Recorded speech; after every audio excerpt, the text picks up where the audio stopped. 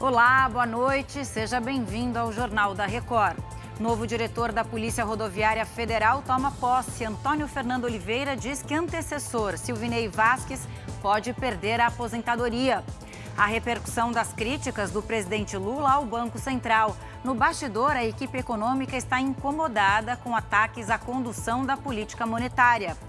Uma a cada 3 crianças não tem acesso à água potável nas escolas em todo o mundo, segundo a Unesco. E no Paulistão, São Paulo perde para o Red Bull Bragantino e o Santos vence o São Bento. Os detalhes agora no JR.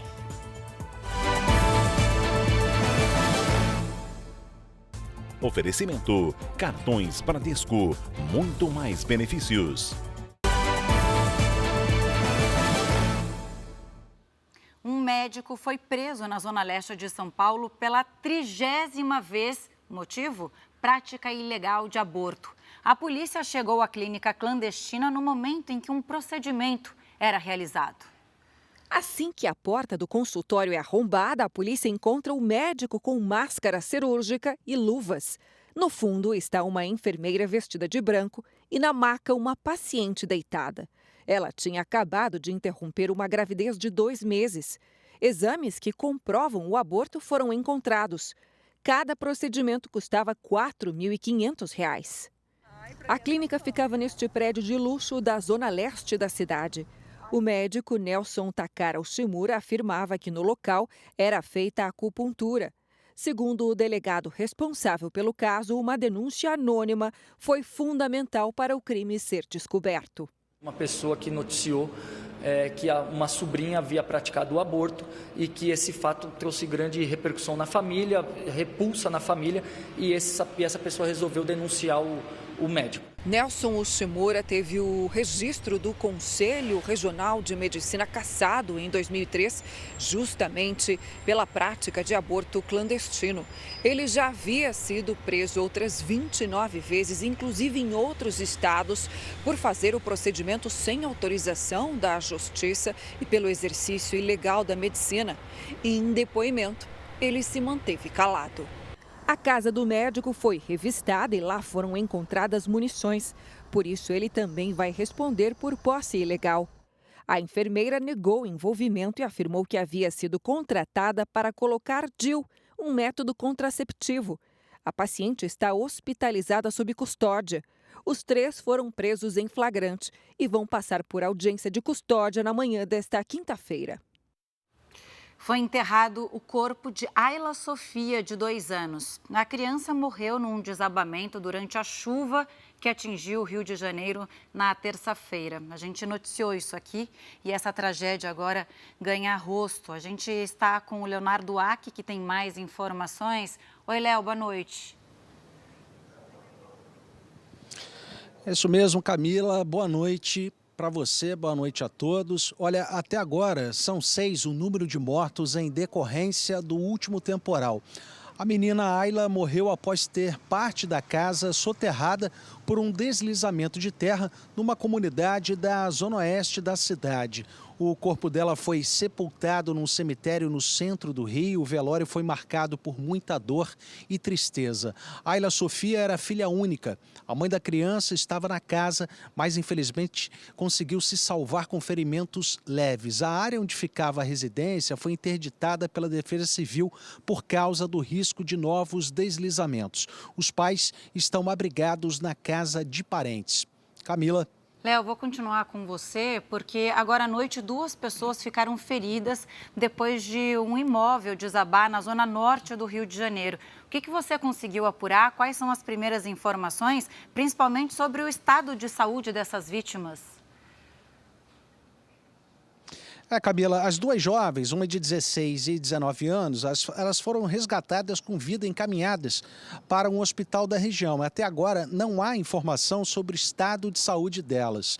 Estas imagens mostram a casa logo após o desabamento. A Defesa Civil do município do Rio informou que foi realizada uma vistoria no local e que descarta que esse desabamento tenha relação com a chuva que caiu no Rio de Janeiro. Os engenheiros constataram colapso estrutural dos pilares do primeiro pavimento. Camila. Obrigada por todas as informações. Boa noite, Léo. Bom, e um vereador de Belo Horizonte renunciou ao cargo minutos antes do plenário votar a abertura de um processo de cassação do mandato dele. A gente vai com a Virgínia Nalon agora, que está ao vivo e vai nos explicar o que aconteceu, né, Virgínia? Boa noite. Exatamente, Camila, boa noite para você. O vereador Léo Burguês anunciou a decisão para evitar perder direitos políticos. A Polícia Civil indiciou o Léo Burguês por suspeita de promover um esquema de rachadinha quando o parlamentar exige que os funcionários do gabinete dele devolvam parte dos salários. A denúncia entregue na Câmara também acusava o vereador de outros crimes, como corrupção e lavagem de dinheiro. Léo Burguês estava no 5º mandato e ele já foi presidente da Câmara por 4 anos. No lugar dele, deverá assumir a arquiteta Janaína Cardoso, também do União Brasil. A posse dela deve ocorrer na tarde dessa quinta-feira. Camila. Obrigada, boa noite, Virgínia. E o governo da Turquia tem sido criticado pela lentidão para lidar com os impactos do terremoto que atingiu o país e a vizinha Síria na última segunda-feira. O número de mortos na região já passa de 15 mil, ou seja, mais do que dobrou de ontem para hoje. A nossa enviada especial, Denise Odorice, tem mais informações. Olá! E justamente para evitar mais críticas, o governo turco restringiu o acesso a redes sociais. O presidente turco reconheceu que houve falhas num primeiro momento, mas disse que agora as operações funcionam como deveriam. Recep Erdogan visitou pessoas que estão abrigadas em tendas nas áreas mais destruídas, onde houve o epicentro do terremoto. Na Síria, o governo afirmou que vai apoiar a população afetada. Por lá, a situação já era bastante complicada por causa da guerra civil, que começou há mais de uma década. Por aqui, o cenário é de destruição. Há escombros por todas as partes e as equipes de resgate não param de trabalhar em busca de sobreviventes. Obrigada, Denise. E olha só esse dado que preocupante. A Unesco, que é a Organização das Nações Unidas para a Educação, divulgou que a cada 3 crianças, uma não tem acesso à água potável nas escolas. Isso não é só no Brasil, mas em todo o mundo. Segundo a Unesco, o problema afeta a saúde e, claro, limita a capacidade de aprender. Quase metade das escolas não tem lugar para lavar as mãos com água e sabão. Também há impacto na desnutrição, já que colégios sem água potável não têm condições de cozinhar. Ainda de acordo com a Unesco, a fome afeta a concentração e o desejo de aprender. A falta de saneamento é pior na África. O novo diretor-geral da Polícia Rodoviária Federal tomou posse nesta quarta-feira. Antônio Fernando Oliveira disse que o antecessor, Silvinei Vasquez, pode perder a aposentadoria. E disse também que não vai tolerar atos antidemocráticos. Durante o discurso, o novo diretor-geral disse que a polícia é uma instituição de Estado. A Polícia Rodoviária Federal, como órgão de Estado, não tem partido e não irá pactuar com qualquer investida contra a democracia.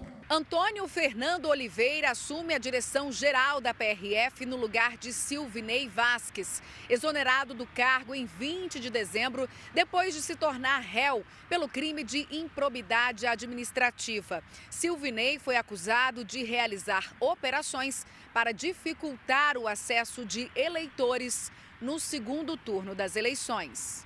3 dias depois, foi publicada no Diário Oficial da União a aposentadoria voluntária de Silvinei, aos 47 anos de idade, com salário integral. O novo diretor-geral da PRF disse que Silvinei pode perder o benefício. Ele pode ser, ao final, se responsabilizado, convertida até em cassação da aposentadoria, no caso mais grave.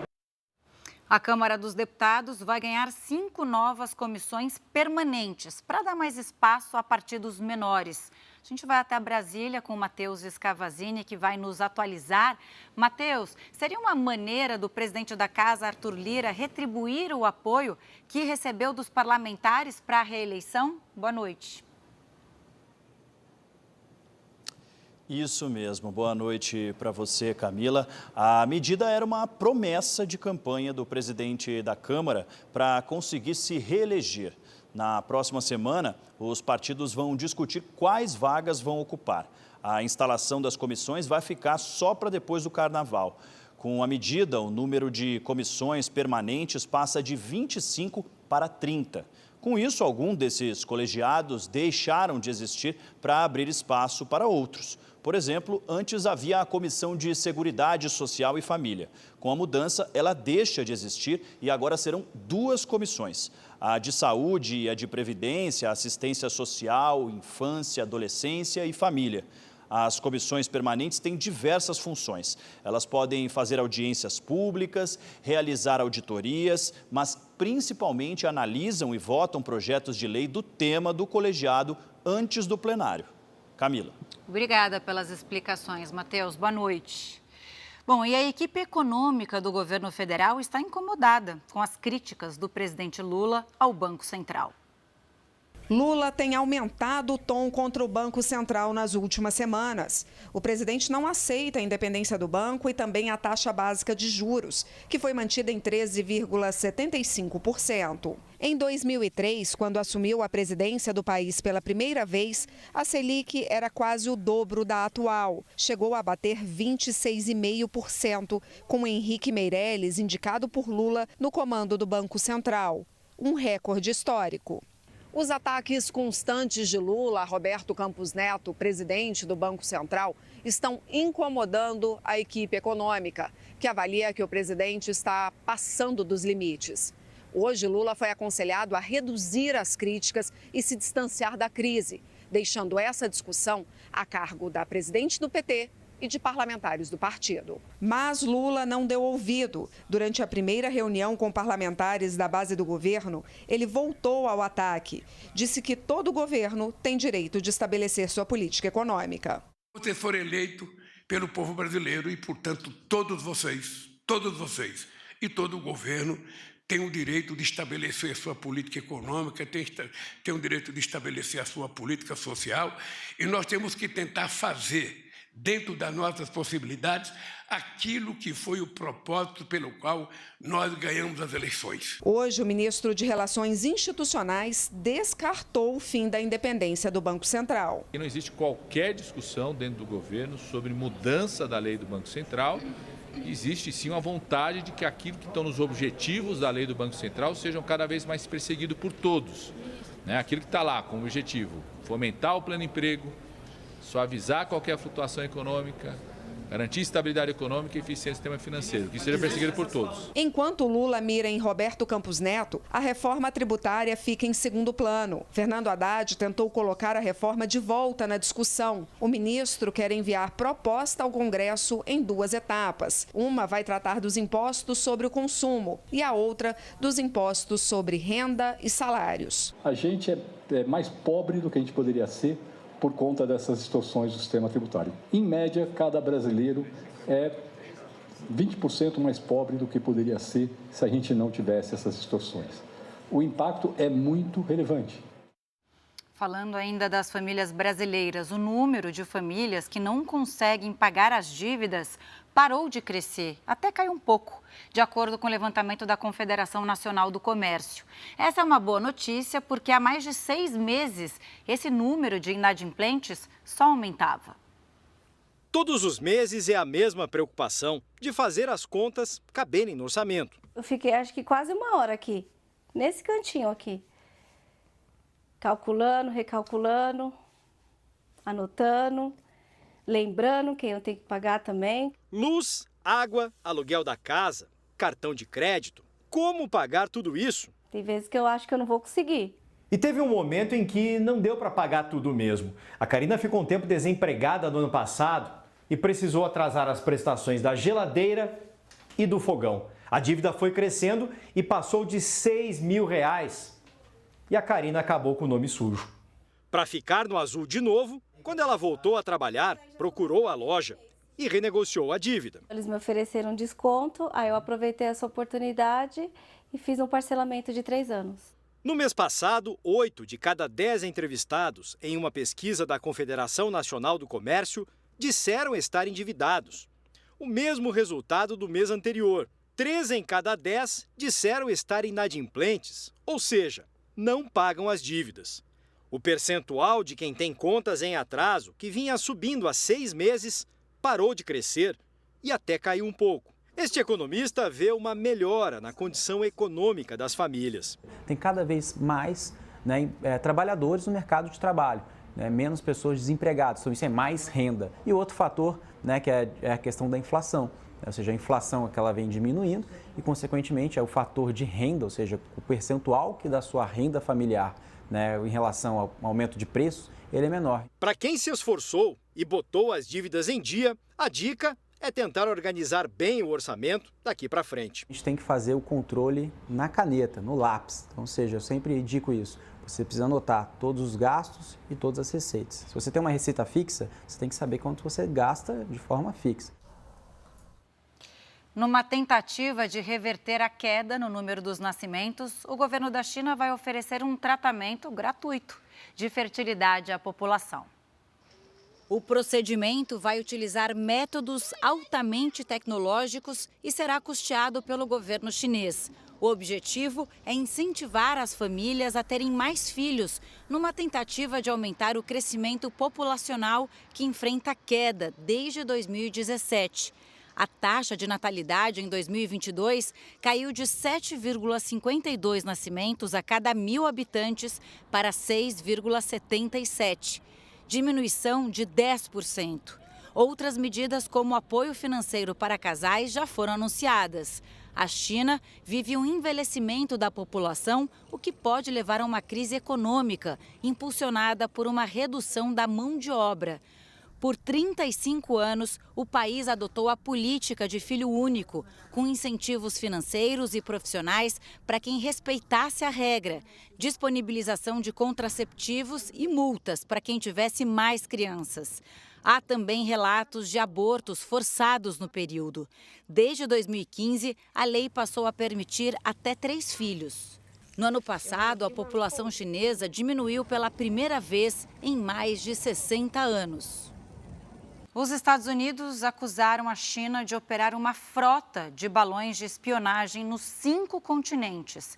Segundo a Casa Branca, os artefatos são desenvolvidos para operações de vigilância e já foram vistos nos 5 continentes. No sábado, um desses balões foi abatido pelos Estados Unidos, em solo americano. A China pediu ao governo dos Estados Unidos que devolva os destroços. Segundo o país asiático, trata-se de um equipamento que realizava pesquisas climáticas. Agora vamos aos gols da 7ª rodada do Campeonato Paulista. A Record TV transmitiu a vitória do Santos sobre o São Bento, resultado que ameniza a crise no peixe. O repórter Jean Brandão acompanhou tudo. Olá, boa noite, Camila. Os torcedores do Santos demoraram para deixar a Vila Belmiro depois da vitória do Peixe por 1-0 contra o São Bento aqui na Vila Belmiro. Foi um resultado do alívio depois de uma semana conturbada, de muitos protestos. É que o Santos estava na lanterna do Grupo A. E o jogo contra o São Bento não foi nada fácil. O time de Sorocaba armou uma retranca muito forte. O Santos ainda teve 2 gols anulados. E o gol da vitória só saiu aos 39 minutos do segundo tempo. Depois do cruzamento na área, Lucas Barbosa subiu alto de cabeça e fez o gol da vitória do Santos. E teve ainda um susto para o torcedor. No finalzinho da partida, o São Bento quase empatou, mas Dodi conseguiu tirar a bola e salvou o Santos do empate. Com mais 3 pontos, o Santos chega a 9 pontos, sai da lanterna e agora ocupa a 3ª posição no Grupo A. Camila. Obrigada, boa noite, Jean. Já o São Paulo perdeu de virada para o Red Bull Bragantino. A Janice de Castro tem os detalhes. Oi, Camila. Boa noite a todos. Foi uma reação espetacular do Red Bull Bragantino. O São Paulo venceu o jogo até os 39 minutos do segundo tempo, mas sofreu um apagão. Foi aí que brilhou a estrela do aniversariante da noite, do meia Praxedes, que comandou a virada da equipe de Bragança Paulista. O São Paulo abriu o placar no segundo tempo com Galopo, que dominou com categoria e tocou por cima do goleiro. Foi o 4º gol do argentino no Paulistão. Aos 39, Praxedes aproveitou o rebote e deixou tudo igual. 3 minutos depois, ele apareceu de novo e tocou para Thiago Borbas virar para o Red Bull Bragantino. Mesmo com a derrota por 2-1, São Paulo segue na liderança do grupo B do Paulistão. Na próxima rodada tem clássico. O tricolor recebe o Santos domingo no Morumbi. Camila. Valeu, Janice. Este foi o Jornal da Record. Outras informações na primeira edição do JR 24 horas às 7 da manhã. Você fica agora com Fala que eu te escuto. Ótima noite para você.